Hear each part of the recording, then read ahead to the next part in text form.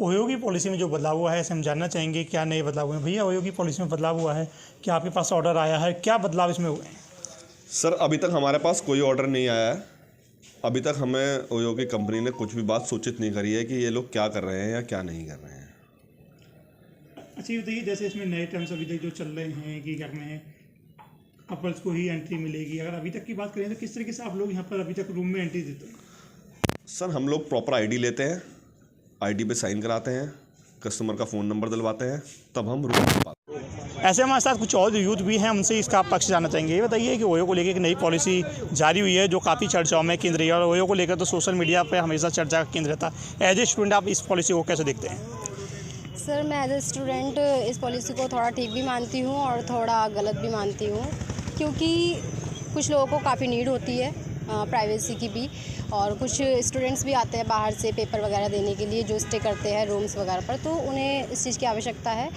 But अगर मैं बात करूँ थोड़े फ़ायदे की, तो स्टूडेंट्स अगर आ रहे हैं कॉलेजेस स्कूल्स, तो इस बहाने से ओयो में ही स्टे कर रहे हैं, तो उससे उनका थोड़ा पढ़ाई में से ध्यान हट रहा है, तो शायद स्टूडेंट्स के लिए थोड़ा ठीक भी है। और अगर प्राइवेसी की बात करूँ तो इस प्राइवेसी के लिए मतलब जो लोग बाहर से आ रहे हैं या स्टे करना चाह रहे हैं या अनमैरिड कपल को रूम्स चाहिए या फिर प्राइवेसी चाहिए, तो उनके लिए थोड़ा सही भी है। गली क्या कहना चाहेंगे अक्षय वैसला, ओयो को लेकर एक नया नियम आ गया है। ओयो तो हमेशा ही सोशल मीडिया पर चर्चा का केंद्र रहता है।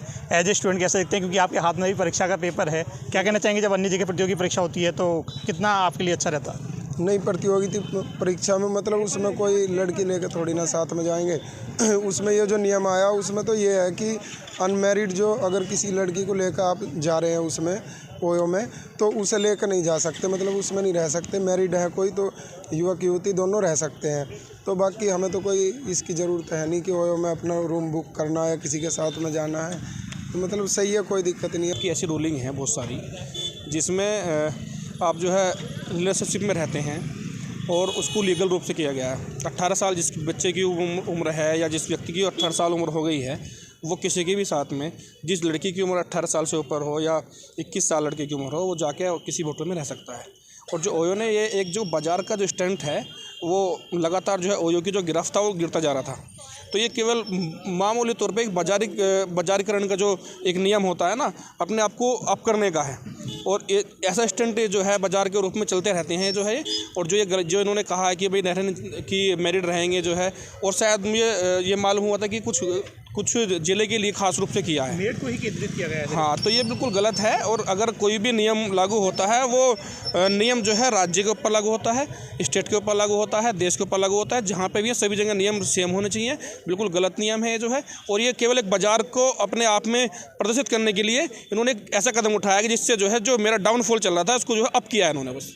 देखो, इस तरीके से देखना चाह रही हूँ कि हर पॉलिसी का एक पॉजिटिव और नेगेटिव दोनों इम्पैक्ट होते हैं, लेकिन यहाँ पे 75% आजकल नेगेटिव इम्पैक्ट यूज़ हो रहा है यहाँ पे ओयो का, क्योंकि ओयो का नाम आते ही लोगों की जो मेंटलिटी है वो चेंज हो जाती है। वो सोचते हैं कि वहाँ पे मतलब अलग तरीके का ही काम किया जाता है, लेकिन वो इस तरीके पर्पज़ से नहीं सोचते कि मतलब अगर ओयो ना होगे तो मतलब जो कोई लड़की अपने फ्रेंड, अपने पेरेंट्स, अपने फादर या फिर मतलब कोई बिजनेसमैन वो अपने पार्टनरशिप फर्म में ऐड है और पार्टनर के साथ कहीं जा रहा है, वहाँ पे लेट हो गया और रात को स्टे करने के लिए वो वहाँ पे रुका, तो वो कहाँ जाएगा? अगर कोई भी सोचते हैं कि अनमेरिड कपल भाई कुछ ऐसी पॉलिसी लेके आओ ना जिससे सब चेंज हो जाए, पेरेंट्स को भी सेटिस्फेक्शन मिल जाए, और जो वहाँ पे रुकने वाले हैं, स्टे करने वाली जो जनरेशन है उसको भी मतलब यूज़फुल हो उसके लिए भी। तो इसलिए मैं सोचती हूँ कि गवर्नमेंट को एक ऐसा वो करना चाहिए जिसमें आइडेंटिफिकेशन लेनी चाहिए, जैसे पेरेंट्स का, मम्मी पापा का आधार कार्ड, जिससे पेरेंट्स सेटिस्फाई रहे और ओयो वाले भी सेटिस्फाई रहे कि वे अपनी पेरेंट्स की मर्ज़ी से ही यहाँ पे रुक रहे हैं। 2 मकान में 3 मकान में परमिशन किसने दी? उन्होंने दी ना, और वे खुद ही अपने नियम जो है बना रहे हैं। 2013 से 2025 आ चुका, आज तक उन्हें याद नहीं आया कि वो ये होटल में एंट्री किसकी देनी है। अब उनकी जो मार्केट थी वो ठंडे बस्ते में थी, अब उन्होंने मीडिया का स्टंट चलाया, ऐसा बयान देगा कि जो है वहाँ पर मैरिड कपल को एंट्री देंगे। भाई अभी तक ओयो द्वारा जो ये पॉलिसी लागू की गई है, लेकिन उसके जो ओयो संचालक जो इसके माध्यम से होटल के रूम बुक करते हैं, उनको इस तरह का कोई भी दिशा निर्देश लिखित में नहीं मिले। लोकलिटी मेड से विशाल भटनागर की रिपोर्ट।